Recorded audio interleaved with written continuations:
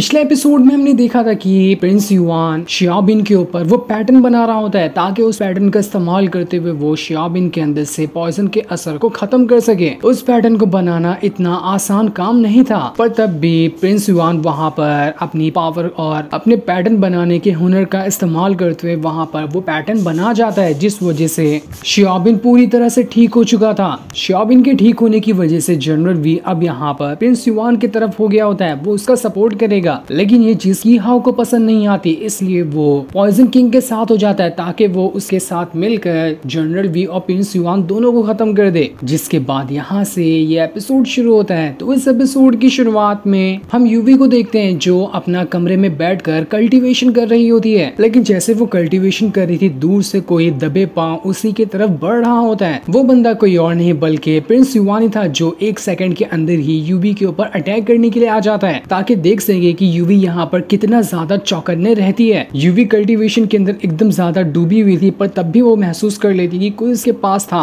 इसलिए वो भी वहाँ पर युआन के साथ फाइट करना शुरू कर देती है। युआन उससे कहता है मैं तो यहाँ पर यही देखने के लिए आया था कि तुम बड़े दिनों से यहाँ पर अपना प्रैक्टिस कर रही हो और कल्टीवेशन कर रही हो, तो तुमने अपने आप को कितना ज्यादा इम्प्रूव किया, वही चीज में चेक करने आया हूँ। तो चलो आज कर लेते हैं हम दोनों बीच में दो हाथ, देखेंगे कौन जीतता है। इसके बाद वो दोनों वहाँ पर एक दूसरे के साथ ही फाइट करने लग गए थे। यहाँ पर यूवी थोड़ी अच्छी से युआन को टक्कर दे रही होती है। ऐसा लग रहा था कि कितने दिनों की मेहनत उसकी धीरे धीरे रंग ला रही है। वो अच्छा खासा इम्प्रूवमेंट हासिल कर ली होती है। युआन कहता है वाह यूवी, तुमने तो कमाल कर दिया, बहुत ही जबरदस्त टक्कर दी है मुझे। जिसपे यूवी कहती है प्रिंस युआन क्या फिर से ट्राई करना चाहेंगे, मैं आपको एक बार और हरा सकती हूँ। जिसपे युआन कहता है अच्छा तो ऐसी बात है, तो फिर हो जाओ शुरू, मैं वापस से आ रहा हूँ तुम्हारे पास। जिसके बाद वो दोनों दोबारा से एक दूसरे के साथ ही फाइट करना शुरू कर देते हैं। युआन वहाँ पर अपनी पूरी ताकत लगा देता है ताकि सच में वो टेस्ट कर सके कि यूवी ने कितना ज्यादा इम्प्रूवमेंट किया है। युआन के हर अटैक को यूवी बड़ी आसानी के साथ संभालते जा रही थी। उसी के साथ साथ में मौका मिलने पे युआन के ऊपर अटैक भी कर रही होती है, पर तब भी यहाँ पर युआन यूवी को हरा देता है। युआन उससे कह रहा होता है मैंने तुम्हें अपनी टेक्निक दी थी और याओ ने अपनी टेक्निक दी थी, तुम लगता है कि एक साथ दोनों टेक्निक का ठीक तरह से इस्तेमाल नहीं कर पा रही हो। अगर तुम दोनों टेक्निक को परफेक्ट तरीके से इस्तेमाल करोगी तो हो सकता था कि तुम मुझे हरा देती, पर फिर भी तुमने यहाँ पर बहुत ज्यादा इम्प्रूवमेंट किया है, ये देखकर मुझे बहुत अच्छा लगा। थोड़ी सी और मेहनत की जरूरत है, उसके बाद तुम और अच्छे से परफेक्ट हो जाओगी। जिसके बाद युआन खुद में सोचने लगता है कि मुझे भी कैसे तो करके जल्द से जल्द ड्रैगन सूत्रा टेक्निक को सीखना पड़ेगा, क्योंकि उसे सीखने के बाद ही मैं अपने आटो मेरिडियन को अनलॉक कर पाऊंगा। उसके बाद मैं अपना और अच्छे से ब्रेक थ्रू कर सकता हूँ। अगले सीन में हम जनरल वी और युआन को देखते हैं। वो सभी वहाँ से ब्लैक एबिस की तरफ जाने की तैयारी कर रहे थे। जनरल वी कह रहे होते हैं मैंने यहाँ पर अपने साथ मेरे जो इस सेट के बेस्ट लोग हैं उन सभी को ही चुना है। उसी के साथ साथ आपके पास भी जो आपके कमांडर और सिपाही वगैरह हैं वो भी कमाल के हैं। हम सब अगर एक साथ ब्लैक एबिस में जाएंगे तो शायद हमसे ही कोई टकरा पाएगा। हम सारे लोगों को वहाँ पर हरा कर ब्लैक एबिस की सारी चीजें हासिल कर लेंगे। जिसमें युआन कहता है हाँ आपने बिल्कुल ठीक कहा, इतने लोग परफेक्ट है ब्लैक एबिस में जाने के लिए, तो चलिए यहाँ से ब्लैक एबिस में चलते हैं। जिसके बाद सारे के सारे लोग वहाँ से ब्लैक एबिस में जाने के लिए निकल चुके थे। दूसरी तरफ हम की हाउ को देखते हैं जो पॉइजन किंग के पास आ गया होता है। वहाँ आने के बाद वो उससे कह रहा था पॉइजन किंग क्या आपने मुझे याद किया था? आपने याद किया और देखो मैं यहाँ पर चला आया हूँ। अगर मुझे आने में थोड़ी सी देरी हो गई है तो मैं आपसे यहाँ पर माफी भी मांगना चाहता हूँ। क्यों का मास्टर वहाँ पर पॉइजन किंग से कह रहा था आप जानते हैं ना कि हाउ को यही है मेरे एल्डर का सबसे बड़ा बेटा, ये आपसे मिलने के लिए आया है। जैसा कि आपने कहा था कि अगर जब तक की हाउ नहीं आता है तब तक आप कुछ एक्स्ट्रा बातें नहीं करेंगे, तो क्या आप हमारा साथ देने के लिए तैयार हैं? जो सुनकर तो पॉइजन किंग को बहुत ज्यादा गुस्सा आ जाता है। वो क्यों को मास्टर को अपनी पावर की मदद से हवा में उठाते हुए कह रहा होता है तू यहाँ पर मुझे हुक्म चला रहा है, तेरा एटीट्यूड मुझे बिल्कुल पसंद नहीं आया। तू कैसे कह सकता है कि मैं किसका साथ दूंगा और किसका साथ नहीं? तब की हाउ जो होता है पॉइजन किंग से कह रहा था जैसा कि आप जानते ही हैं कि आपकी दुश्मनी जनरल वी के साथ पहले से ही है और अब जनरल वी ने प्रिंस युआन के जाओ किंगडम के साथ हाथ मिला लिया है। वो दोनों किसी भी टाइम ब्लैक एबिस में आते ही होंगे। वो लोग वहाँ की सारी कीमती चीजें लेने के लिए आ रहे हैं और मुझे पता है कि आप ऐसा होने नहीं दे सकते कि आपके सिवा कोई भी ब्लैक एबिस की चीजों को हाथ लगा सके। पॉइजन किंग कह रहा था तुम लोगों को लगता है कि यहाँ पर ना मेरी जरूरत है और मेरे पावर की जरूरत है ताकि तुम युआन और जनरल वी दोनों को हरा सको। तुम क्या यहाँ पर मेरी पावर का नमूना देखना चाहोगे? जिसके बाद तो पॉइजन किंग ने क्यू के मास्टर की वहाँ पर और ज्यादा हालत खराब कर दी होती है। क्यू का मास्टर की हाउ से कह रहा था यंग मास्टर मुझे बचा लो, इस पॉइजन किंग से कहो ना कि ये मुझे छोड़ दे वरना तो ये यहाँ पर मेरी जान ही ले लेगा। की हाउ वहाँ पर पॉइजन किंग से कह रहा था अगर यहाँ पर आप हमारा साथ देते हैं और हम मिलकर यहाँ पर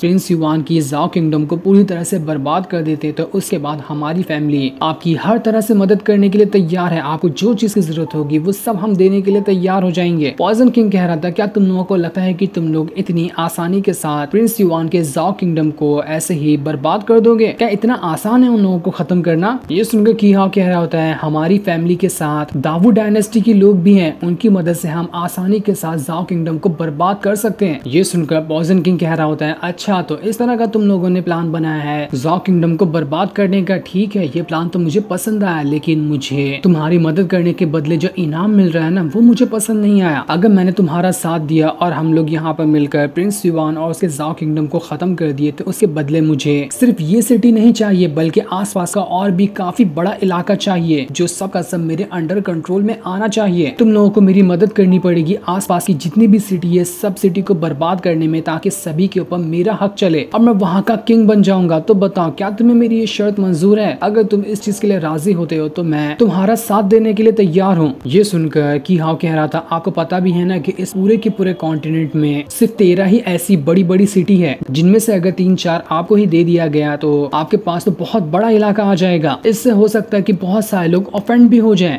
पॉइजन किंग कह रहा था, अगर तुम्हें मेरा ये छोटा सा ऑफर पसंद नहीं है तो फिर तुम यहाँ से रिटर्न जा सकते हो, जरा उस तरफ देखो, वहीं से जाने का रास्ता है। जो सुनकर की हाउ पॉइजन किंग से कह रहा था, ठीक है मैं यहाँ पर आपकी शर्त मानता हूँ। ब्लैक एबियस के अंदर आपको मुझे फायर स्पिरिट को देना पड़ेगा। अगर ब्लैक एबियस में जाने के बाद फायर स्पिरिट मेरे पास आ गई तो इसके बदले में आपकी सारी शर्तें मानने के लिए तैयार हूँ। बस मेरी मदद करो प्रिंस युआन को हराने में और फायर स्पिरिट को हासिल करने में। लेकिन की हाउ तो अपना अंदर अलग ही अलग प्लान बना रहा था कि बस यहाँ पर पॉइजन किंग मेरा साथ दे दे फायर स्पिरिट और युआन को हराने में, उसके बाद तो हम लोग मिलकर ही इसका बैंड बजा देंगे। बड़े लंबे लंबे सपने देख रहा है ये क्यों हाउ कभी भी किसी का सगा तो नहीं होने वाला। दूसरी तरफ युआन और बाकी सारे लोग ब्लैक एबियस की तरफ ही बढ़ रहे थे, जहाँ रास्ते में युआन अपना कल्टीवेशन कर रहा होता है तो वहीं याओ याओ किसी तरह का पैटर्न बनाने के बारे में देख रही थी। जनरल भी वहाँ पर युआन से कह रहा होता है, प्रिंस युआन देखो हम ब्लैक एबियस की सबसे नजदीक वाली सिटी में आ चुके हैं, इसका मतलब साफ है कि ब्लैक एबियस हमसे थोड़ा ही दूर है। मैंने सिटी के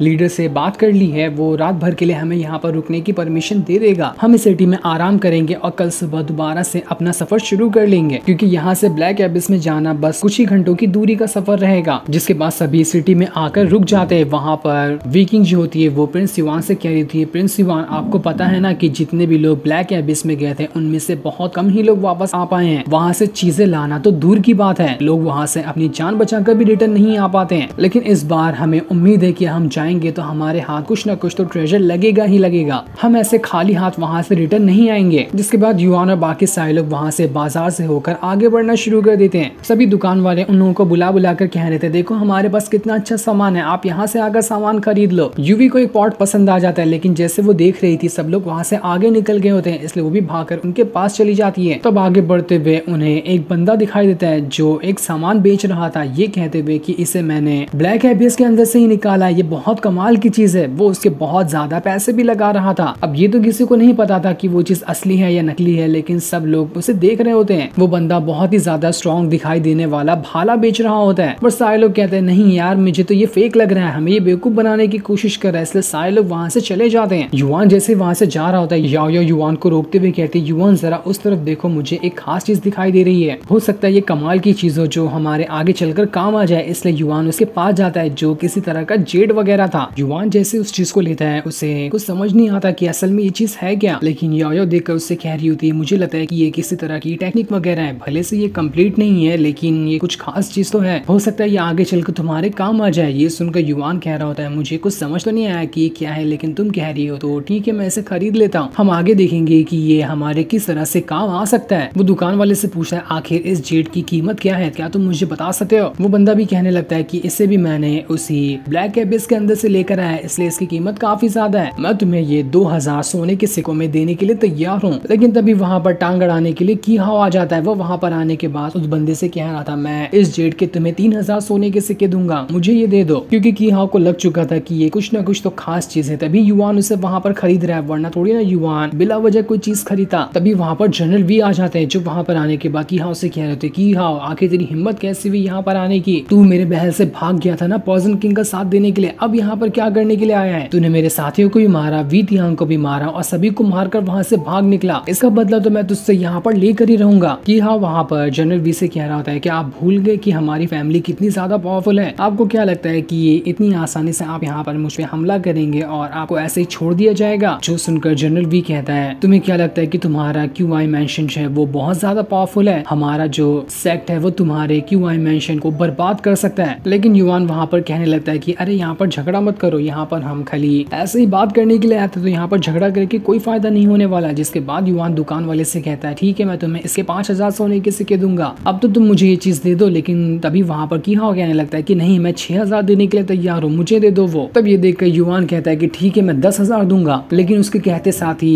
की हाँ ने भी बोली लगा दी थी कि मैं 20,000 देने के लिए तैयार हूँ। ऐसे ही बोली वहाँ पर बढ़ते जा रही थी और दुकान वाला पगला रहा था कि मेरी 2000 की चीज के ये लोग कितनी ज्यादा कीमत लगा रहे हैं। लेकिन खैर कोई बात नहीं, इससे तो मेरा फायदा ही हो रहा है, और ज्यादा कीमत लगाओ ये लोग। तब कुछ देर बाद की हाँ जो होता है वो युवान से कहने लगता है कि ठीक है, मुझे यहाँ पर वो चीज पसंद नहीं आती जिससे कोई दूसरा पहले से पसंद कर ले, इसलिए तुम चाहो तो रख लो इसे, मुझे आगे नहीं लगानी इस पे बोली। जो देख युवान जो होता है वो खुश हो जाता है और याओ से पूछने लगता है, सीनियर याओ, आपको लगता है ना कि 20,000 इस जेट के लिए वर्थ इट थे? ये हमारे काम तो आएंगे ना आगे चलकर? जिसपे याओ कह रही होती है, उसके बारे में तो तुम्हें थोड़ी देर में ही पता चल जाएगा कि ये तुम्हारे कितने काम आने वाले हैं और कितना नहीं। ये लोग यहाँ पर बात ही कर रहे होते कि तभी वहाँ पर पॉइजन किंग भी आ जाता है। उसे देखकर तो जनरल वी का दिमाग बौखला चुका था। वो उससे कहता है, पॉइजन किंग, आखिर तू यहाँ पर क्या कर रहा है? तुझे किसने बुलाया यहाँ पर? पॉइजन किंग जनरल वी से कह रहा होता है, जनरल वी, मुझे लगा कि तेरा बेटा मरते मरते वापस से बच गया, इस युवान ने तेरे बेटे को ठीक किया है। मुझे लगा था कि वो मरा गया होगा अभी तक के, पर कमाल की बात है, बच कैसे गया वो? जो सुनकर तो जनरल वी को बहुत ज्यादा गुस्सा आ जाता है। उसने अपनी पावर का इस्तेमाल करते हुए पॉइजन किंग के ऊपर अटैक भी करना शुरू कर दिया था, लेकिन पॉइजन किंग आसानी के साथ जनरल वी के अटैक से बच जाता है। वो उससे कहता है कि यार, तुमने अभी तक के उतना ज्यादा अपनी पावर को बढ़ाया नहीं है। जब मैंने पिछली बार तुमसे फाइट की थी तब भी तुम मुझे नहीं हरा पाए थे, और इस बार भी मुझे नहीं लगता कि तुम मुझे हरा पाओगे। थोड़ा तो खुद को इम्प्रूव करना चाहिए था, सारा ध्यान अपने बेटे की तबीयत में ही लगा दिया क्या? जनरल वी को बहुत ज्यादा गुस्सा आ चुका था। वो लगातार कई सारे अटैक पॉइजन किंग के ऊपर करना शुरू कर देते हैं, लेकिन पॉइजन किंग आसानी के साथ उनके सभी अटैक को रोके जा रहा था। यहाँ तक कि जनरल वी का एक भी अटैक उसके ऊपर नहीं लग पाता। पर तब भी जनरल वी इतनी आसानी से नहीं रुकने वाले थे। वो वहाँ पर लगातार कई सारे अटैक पॉइजन किंग के ऊपर कर रहे होते हैं। दोनों का अटैक यहाँ पर जबरदस्त था। पॉइजन किंग अपनी पॉइजन की पावर का इस्तेमाल करता तो जनरल वी अपना सिर्फ भाला इस्तेमाल कर रहे होते हैं। लेकिन जैसे इनकी फाइट को ज्यादा आगे बढ़ती, प्रिंस युवान वहाँ पर आकर जनरल वी को रोक लेता है। वो उनसे कहता है कि नहीं, ये टाइम नहीं है फाइट करने का, हम यहाँ पर फाइट करनी नहीं है, हम यहाँ पर किसी और काम के लिए आए हैं। जो सुनकर पॉइजन किंग वहाँ पर युवान से कह रहा था, मुझे पता है कि तुम लोग यहाँ पर क्या करने के लिए आए हैं, तुम ब्लैक एबिस में जाकर वहाँ की चीजें लेना चाहते हो ना। मैं दावे से कह सकता हूँ कि तुम लोग वहाँ की चीजें लेना तो दूर की बात है, वहाँ से जिंदा भी वापस नहीं बचकर आ पाओगे। ये मेरा वादा है, देख लेना तुम लोगों की वहाँ पर हालत खराब होने वाली है। लेकिन युवान को तो इससे कोई फर्क नहीं पड़ता। वो उससे कहता है, तुम यहाँ पर किसको भी क्यों ना लेकर आ जाओ, मैं तो वहाँ पर से सारी चीजें लेने ही वाला हूँ। इस चीज को सुनकर पॉइजन किंग वहाँ पर युवान से कह रहा होता है, देखो मैं यहाँ पर ना की हाउ का साथ इसलिए दे रहा हूँ क्योंकि वो मुझे 3 सिटी देने के लिए तैयार है। अगर तुम यहाँ पर 6 सिटी मुझे देते हो तो मैं अभी यहाँ पर की हाउ का साथ नहीं दूंगा और तुम्हारे साथ हो जाऊंगा। देखो मैं बहुत ही बड़ा लालची किस्म का आदमी हूँ, जहाँ मुझे फायदा दिखता है मैं वहाँ चले जाता हूँ, मेरी किसी से पर्सनल दुश्मनी तो होती नहीं है। तो बताओ तुम्हारा क्या ऑफर है? जिसपे युवान कह रहा था, तुझ जैसे इंसान को तो मैं एक झोपड़ी ना दूं तो 3 या 6 सिटी देने की तो दूर की बात है। मेरे साथ जनरल भी है, तू यहाँ पर कुछ भी क्यों ना कर ले, तू हमारा कुछ नहीं बिगाड़ सकता। देख लेना वो दिन जल्दी आएगा जब मैं तुझे और की हाँ सारे लोगों को सबक सिखाऊंगा, कोई भी नहीं बचने वाला मेरे हाथों से। जो सुनकर की हाँ वहाँ पर युवान से कहने लगता है, आखिर तेरी हिम्मत कैसे हुई मेरी फैमिली के बारे में ऐसी बातें करने की?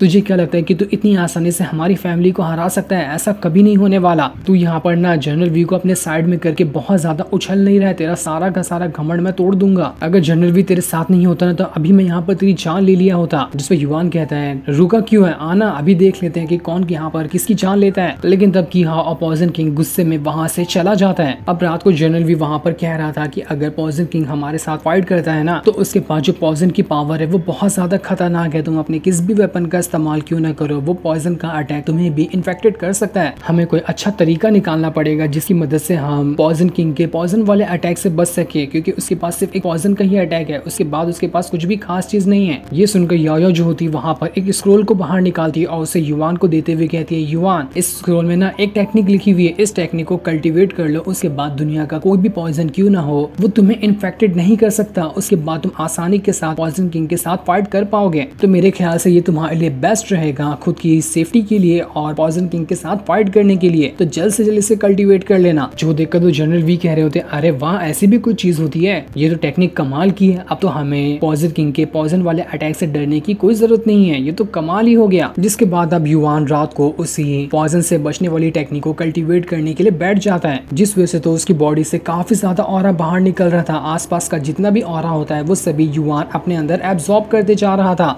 जिस वजह से उसके मेरिडियन की पावर बढ़ने लगती है। ऐसा लग रहा था कि युवान अपना यहाँ पर ब्रेक थ्रू भी कर सकता है। युवान कहता है न जाने क्या हुआ मेरे साथ, लेकिन जो भी हुआ वो अच्छा हुआ। मैं अपनी मेरिडियन को और अच्छे से महसूस कर पा रहा हूँ। ये मुझे काफी ज्यादा ठंडी लग रही है। उसे वहां पर बहुत ही ज्यादा अच्छा महसूस हो रहा था। उसे ऐसा लग रहा था कि उसके मेरिडियन अब ब्रेक थ्रू करने वाले हैं। वो कह रहा होता है ऐसी फीलिंग आ रही है कि मैंने अपने आटो के आटो मेरिडियन को अनलॉक कर लिया, ये तो कमाल ही हो गया। मुझे जल्दी से सारा का सारा ऑरा अपने अंदर एब्जॉर्ब कर लेना चाहिए। मैं कोई भी और ऐसे वेस्ट जाने तो नहीं दूंगा। इसलिए युवान दोबारा से कल्टीवेशन करना शुरू कर देता है ताकि जितने भी उसके ऑटो मेरिडियन अनलॉक हुए हैं वो उन्हें परमानेंट अनलॉक कर सके। इस वजह से तो ऐसा लग रहा था कि वो अपने स्पिरिचुअल वर्ल्ड के अंदर जा चुका है। वहां आने के बाद जो उसकी क्यूआई पावर थी वो चारों तरफ घूमने लगती है, जिस एनर्जी के बीच में युवान घिर चुका था। युवान कह रहा था ये सारी एनर्जी ऑटो के ऑटो मेरिडियन से मिलकर बनी हुई है। अगर मेरी बचपन में ही ड्रैगन पावर को मेरे से दूर नहीं किया गया होता तो मैं पहले से ही अपने ऑटो के ऑटो मेरिडियन की पावर को अनलॉक कर लिया होता और ये एनर्जी मैं अभी नहीं बल्कि अपने बचपन में ही महसूस कर लिया होता। लेकिन खैर कोई बात नहीं, अभी जो मिला है वो भी मेरे लिए बहुत है। तभी युवान के अंदर से उसकी अजीब सी पावर निकल कर उसके जो क्यूआई वाला ऑरा होता है उसके अंदर जाने लगती है, जिस वजह से वो सारा का सारा ऑरा भी अपना कलर बदलने लग गया था। ये देखकर तो युवान को भी समझ नहीं आता कि ये क्या हो रहा है। जिसके बाद वो जो क्यूआई पावर होती है वो अपने एकदम पीक पर पहुंच जाती है। युवान को कुछ समझ नहीं आ रहा था कि यहाँ पर ये सब क्या हो रहा है, लेकिन जो भी हो रहा था उससे उसे तकलीफ बहुत ज्यादा होने लगती है। लेकिन यही तकलीफ उसकी वहां पर पावर भी बढ़ाने लग गई थी। युवान को जितनी तकलीफ हो रही थी उसकी पूरी बॉडी में क्रैक्स पड़ रहे होते हैं, जिसके बाद वो पूरी की पूरी एनर्जी किसी रेड ऑरा में बदल कर वहां पर गायब हो जाती है। इस चीज से युवान की हालत वहां पर काफी ज्यादा खराब हो चुकी थी।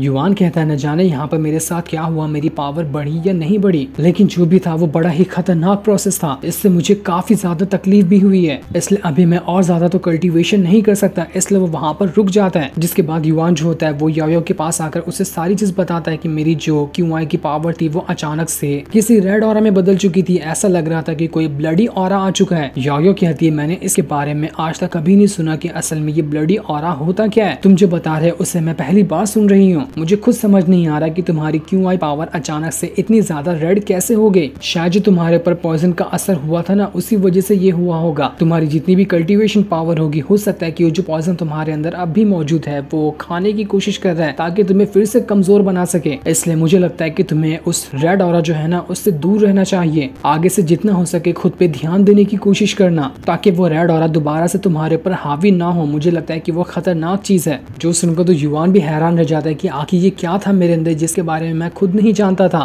दूसरी तरफ कीहाओ पॉइजन किंग आपस में बातें कर रहे होते हैं। कीहाओ कहता है मैंने सुना कि युवान तो ब्लैक एबिस में जाने के लिए निकल चुका है, तो हम नहीं जा रहे क्या वहाँ पर। जिस पर पॉइजन किंग कहता है जाने दो उन्हें, पहले वो हमारे लिए रास्ता क्लियर करेंगे, उसके बाद हम एंट्री मारते हुए सारी चीजें ले लेंगे, हमें उनसे कोई फर्क नहीं पड़ता। जिस पर कीहाओ कह रहा होता है ठीक है कोई बात नहीं, अगर वो लोग वहाँ पर पहले भी जाने के बाद बच जाते हैं तो बाद में तो हम वैसे भी उनकी जान लेने वाले हैं, चाहे कुछ भी क्यों ना हो जाए। युवान और उसके जितने भी साथी हैं वो लोग अब जिंदा नहीं बचेंगे, हम उन्हें ब्लैक एबिस में ही मार देंगे, वो लोग वहाँ से कभी बाहर नहीं आ सकते। जिसके इतना कहते ही ये एपिसोड यहीं पर एंड हो जाता है। Thanks for watching.